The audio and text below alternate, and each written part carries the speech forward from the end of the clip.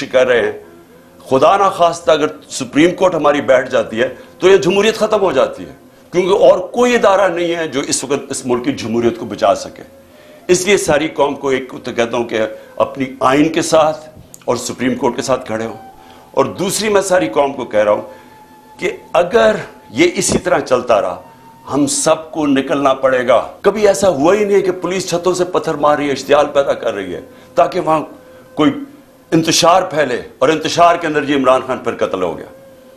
جو وہاں ہوا ہے جوڈیشل کمپلیکس میں, جس طرح انہوں نے شبلی فراز سینیٹر ہمارا اس کا نام لکھا ہوا تھا اس کو مارا, ہمارا جو سلطان تھا عمر سلطان اس کا ناک توڑ دیا, اس کو مارا, اس کا بھی نام لکھا ہوا تھا.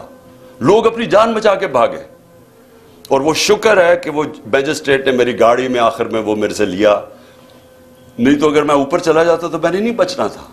تو ادھر سیکنڈ ٹائم میں بچا ہوں, پھر سے پلان بنا ہوا تھا قتل کرنے کا.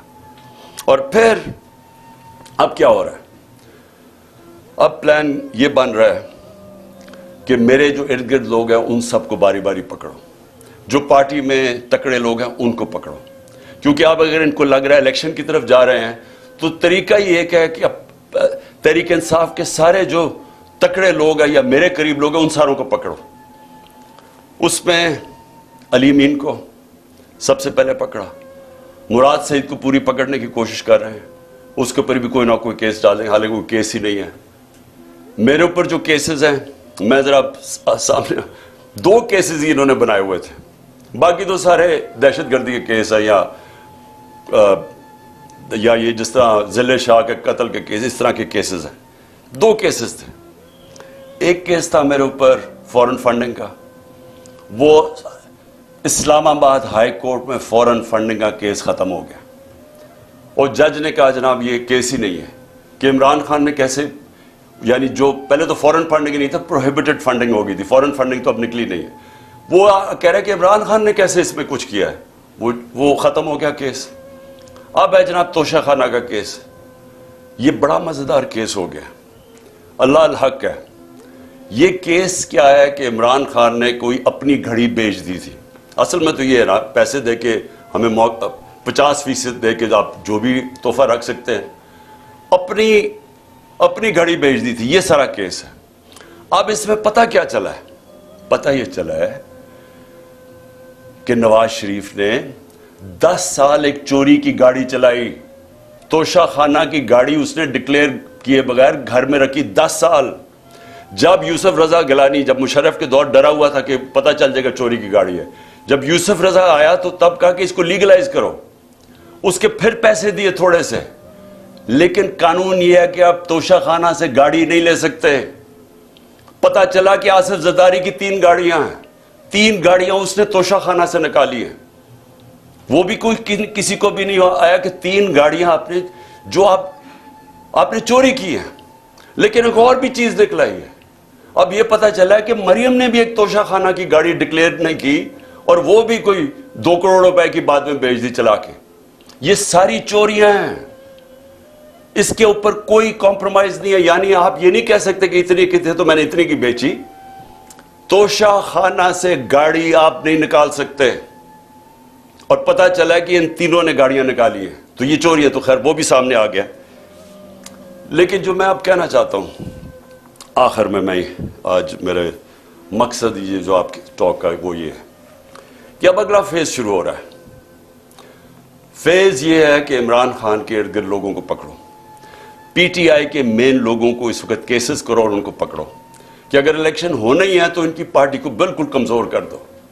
یعنی یہ کیسز میں الجھائے رہے, جیلوں میں چلے جائیں اور اس کے بعد الیکشن کروا دو. جس طرح انہوں نے کراچی کے اندر ایک لوکل گورنمنٹ کا الیکشن کروایا تھا, لوگوں کو اٹھا لیا, کیسز کر دیے, دھاندلی کی, لو ٹرن آؤٹ کے اوپر. یہ پیپلز پارٹی جس کا ووٹ بینک ہی نہیں ہے کراچی میں, وہ جیت جاتی ہے. یہی ان کا پلان بنا ہوا ہے. اب تک علی مین کو, اس کے بعد انہوں نے افتخار گمن, وہ میرے سیکیورٹی کے چیف تھے, اس کو اٹھا لیا. ایک ہمارے شاہد حسین لندن سے آئے ہوئے, وہ اپنا کام چھوڑ کے یہاں آئے کہ ہماری یہ سرویلنس, یہ جو الیکٹرانک ہے, ہر جگہ یہاں چیزیں رکھ دیتے ہیں, کوئی ڈیوائس رکھ دیتے ہیں, کہ جاسوسی ہو یا تو وہ انہوں نے وہ کر رہے تھے, اس کو اٹھا لیا, اس کو 2-3 دن دے کے واپس آیا. اظہر ماشوانی کو 8 دن غائب کر دیا, اغوا کر لیا, اس کے بعد اس کو چھوڑا آ کے, اور اس نے پھر پورا اپنا عدالت کے سامنے بتایا اس سے کیا ہوا. کئی اور سوشل میڈیا کے لڑکوں کو اٹھایا ہوا ابھی تک, 1-2 کو واپس کیا, ان کے اوپر تشدد کیا انہوں نے. ایک کوئٹہ سے پکڑا, اس کے اوپر تشدد کیا, اس نے کہا جی میں تو کسی پارٹی کا حصہ نہیں ہوں, جب وہ نکلا باہر. پھر انہوں نے میرے وہ جو بنی گالا میں میرا گھر دیکھتا ہے رضا, اس کو پکڑ لیا. اب اس کو پتہ نہیں کیا کیا انہوں نے, وہ اتنا ڈرا ہوا ہے, وہ اتنا خوف زدہ ہے کہ وہ بتا ہی نہیں رہا کہ کیا ہوا ہے. وہ کہتا ہے جی مجھے مار دیں گے. ہم اسے پوچھتے ہیں بتاؤ ہوا کیا, وہ اس کو کئی گھنٹے رکھا, اور وہ اس سے جو بھی کیا ہے وہ بیچارہ چپ کر کے بیٹھا ہوگا جی میں بتا ہی نہیں سکتا.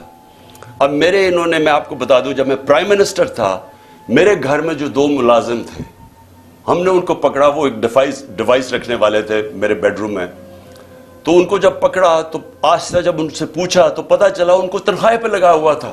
میں پرائم منسٹر تھا, ایجنسیز نے ان کو تنخواہ پہ لگایا ہوا تھا. اب جو یہ میرے خنسامے کو پکڑا یہاں, اب اس سے جب اس نے بتایا کہ جی پوچھ رہے تھے بم پروف ہے شیشے میرے کمرے کے یا وہ بلٹ پروف ہے, کہ کتنی دیر لگتی ہے کچن سے وہاں پہنچتے ہوئے بیڈ روم تک. مجھے اس کو نکالنا پڑا. کیوں نکالنا پڑا؟ کہ ہمیں پتہ ہی نہیں کہ وہ ان کے پیرول پہ نہ چلا جائے.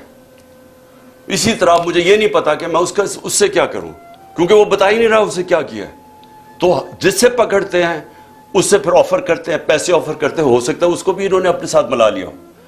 تو میرا سوال یہ ہے کہ یہ اگر سمجھ رہے ہیں کہ اسی طرح کر کے ہم چپ کر کے بیٹھے رہیں گے.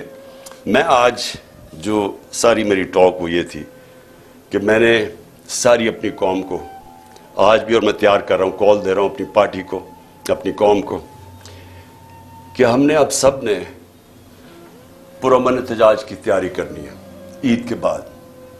انہوں نے 27ویں کے بعد پلان کیا ہوا اور پکڑ دھکڑ کرنا. یہ ان کی کوشش یہ ہے کہ زمان کے پاک کے اوپر بھی ایک اور واردات ہو. یہ ان کا پلان بنا ہوا ہے, اور یہی ان کی کوشش یہ ہے کہ اتنا خوف, اتنا ڈرا دیں لوگوں کو کہ ہم چپ کر کے قبول کر لیں, یا ہم ڈر کے پیچھے ہٹ جائیں, یا ہم چپ کر کے بیٹھ جائیں, تاکہ اگر انہوں نے الیکشن کروانے بھی پڑے تو اتنا دبا کے تحریک انصاف کو دبا دو کہ وہ الیکشن ہی لڑ سکے. اور کیئر ٹیکر گورنمنٹ, جس کا صرف, پھر سے میں بتا دوں, کیئر ٹیکر کا کام صرف ایک ہے, الیکشن کروانا. وہ کیئر ٹیکر جو کر رہی ہے, کبھی یعنی نون لیگ کا ابھی تک کوئی نہیں پکڑا انہوں نے, سارے پی ٹی آئی کے پکڑے, 3000 ورکر پکڑ لیے, کوئی نون لیگ کا نہیں ہے. تو اور ان کے لیے پورے الیکشن کیمپین بھی, ہر طرح کی مدد ہے ان کے لیے, اور ہمیں دبا رہے ہیں. کبھی ایسی بھی کیئر ٹیکر گورنمنٹ ہوئی ہے؟ تو ان کی ساری کوشش جو ہے, میں آج اپنی قوم کو اب کہہ رہا ہوں کہ ہم نے یہ چپ کر کے بھیڑ بکریوں کی طرح یہ قبول نہیں کرنا یہ جو ظلم ہو رہا ہے. میں اپنے سارے کارکنوں کو کہہ رہا ہوں تیاری کریں. میں ہر لیول پہ لوگوں کو کہہ رہا ہوں آپ تیاری کریں. ہمیں پرامن احتجاج کرنا پڑے گا. ہم یہ چپ کر کے یہ جو ظلم اب آگے کرنے بھی جا رہے ہیں, ہم یہ سہنے نہیں لگے.